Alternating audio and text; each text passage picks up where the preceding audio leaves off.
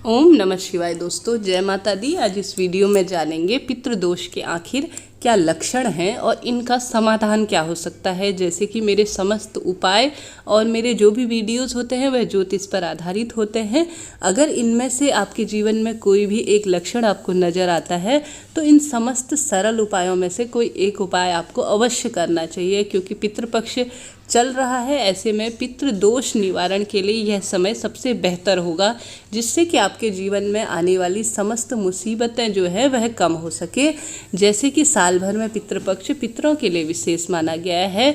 धर्म और ज्योतिष में पितृदोष का पूर्ण रूप से वर्णन मिलता है। ऐसे में पितृदोष के कारण जिंदगी में ढेरों समस्याएं घिरी रहती हैं। सबसे पहला लक्षण मैं बनाना चाहूँगी आपको, वंश वृद्धि रुक जाती है। संतान की प्राप्ति हो रही हो, उसमें गर्भधारण में आपको परेशानियां आ रही हैं। अगर गर्भधारण हो भी चुका है तो मिसकैरेज इत्यादि की समस्या आती है।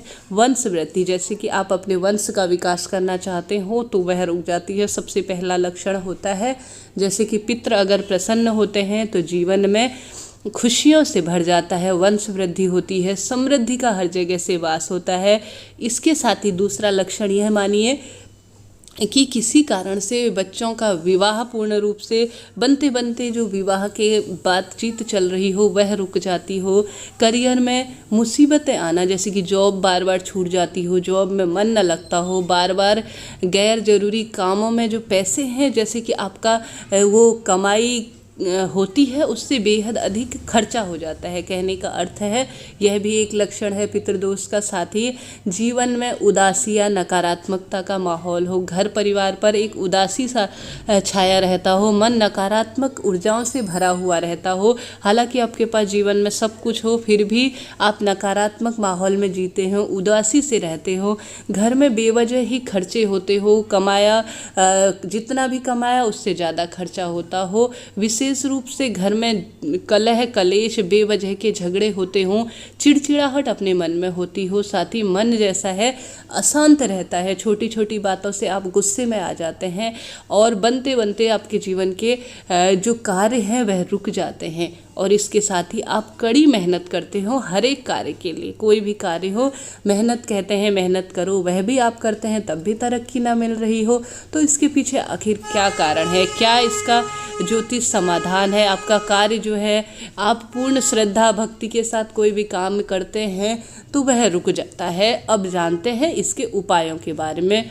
पितृदोष के असर को कम करने के लिए या उसे दूर करने के लिए पितृपक्ष के दौरान कुछ उपाय किए जाते हैं। उसमें ज़िंदगी में आ रही जो मुसीबतें हैं वह कम होंगी और अच्छे फल मिलने लगेंगे। सबसे पहला उपाय जान लेते हैं। पितृपक्ष के दौरान रोज़ाना दिन में पीपल और बरगद के जो पेड़ पर जल, फूल, अक्षत, काले तिल चढ़ाकर पूजा करें। साथ ही अपने पितरों से अपनी गलतियों के लिए, अपनी जो पिछली पुश्तों की गलतियों के लिए, अपनी गलतियों के लिए आप क्षमा प्रार्थी रहे। यह आपको सुबह के समय में 10-11 बजे के समय तक आप कर सकते हैं, क्योंकि जो श्राद्ध का समय होता है वह 11 बजे के बाद 12 बजे के बाद माना जाता है। तो आप इस बीच में सुबह के समय भी कर सकते हैं या दिन के टाइम जब आपको समय मिले, जैसे कि पीपल के वृक्ष में, बरगद के वृक्ष में पितरों का वास माना जाता है। तो यह छोटा सा सरल उपाय आप इस पितृपक्ष में अवश्य करिएगा। इसके बाद पितृपक्ष में अपने परिवार से सभी से एक एक कुछ सिक्के ले ले, जो भी उनकी कमाई हो, बच्चे हों बड़े हों, और उन सब से पितृपक्ष में जितना उनसे बन सके एक एक सिक्का बोलिए कि आप इनमें से अपनी पॉकेट मनी से हो गया, अपनी कमाई में से कुछ पैसे दे दीजिए और अपने पितरों के नाम से किसी मंदिर में दान कराइए, अनाथ आश्रम में दान कराइए, वृद्धाश्रम में दान करवाइए। ऐसा करना भी पितृदोष को कम करने वाला होता है। और साथ ही तीसरा उपाय जो कि बेहद सरल है, रोज़ाना इन दिनों श्वान हो गया, कुत्ता या गाय, कौवा, चींटी और चिड़ियाओं को रोटी अवश्य दे। इन दिनों में जैसे कि कुत्ता, गाय, कौवा, चिड़िया, इनको पितृ इनका जो यह भोजन ग्रहण करते हैं माना जाता है पितरों तक पहुंचता है। पितृ जैसे कि इन दिनों धरती पर 16 दिन अपने परिजनों के साथ वास करते हैं, ऐसा माना जाता है। तो इन दिनों आप इन पशु पक्षियों को अपना जितना आपसे संभव हो सके जरूर कुछ ना कुछ खिलाएं। इसके साथ ही जिस दिन आपके घर पर श्राद्ध पड़ता हो उस दिन पितरों को पंचबली का भोग लगाएं। आप पंडित जी को बुलवाकर आप उनसे विधि विधान से श्राद्ध करवा सकते हैं। पंचबली का भोग का मतलब होता है पितरों के लिए कुछ ना कुछ बनाएं, उनके प्रिय भोजन को देव, गाय, कुत्ता, कौवा और चींटी के लिए भोग के रूप में लगाएं। ब्राह्मण को बुलाकर उनका भोग करवाएं।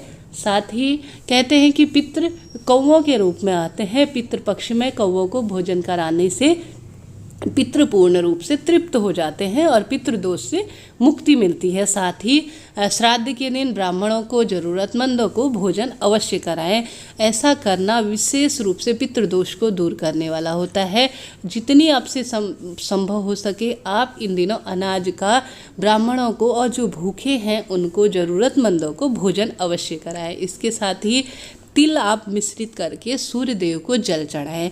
देहली हमेशा इन दिनों जो घर की चौखट होती है कहते हैं वहीं से विशेष रूप से पितृ घर पर प्रवेश करते हैं, तो उसे साफ सुथरा रखें। किचन को पूर्ण रूप से साफ सुथरा रखें। पितृपक्ष में रोजाना सुबह शाम घर में कपूर का दीपक जलाएं। साथ ही गुड़ और घी का जो है वह धूप दे घर पर। इसके साथ ही आप बरगद का वृक्ष लाकर, पीपल का वृक्ष लाकर कहीं भी यह खरीद कर आपको लाना है और मंदिर या कहीं ऐसी जगह पर जहाँ पर इसका देखरेख हो सके पितरों का नाम का आप अवश्य लगवाएं। ऐसा करना भी बेहद महत्वपूर्ण माना जाता है। इसके साथ ही आप गीता का पाठ कर सकते हैं, अपने पितरों का नाम का, रामायण का पाठ करवा सकते हैं। जो आपसे संभव हो सके इन दिनों पितरों के नाम लेकर, अपने पितरों की, अपने गोत्र का नाम लेकर, अपने 7 पुस्तकों का नाम लेकर सूर्य देव को जैसे मैंने जल चढ़ाना, उसमें तिल मिश्रित करना बेहद महत्वपूर्ण माना जाता है।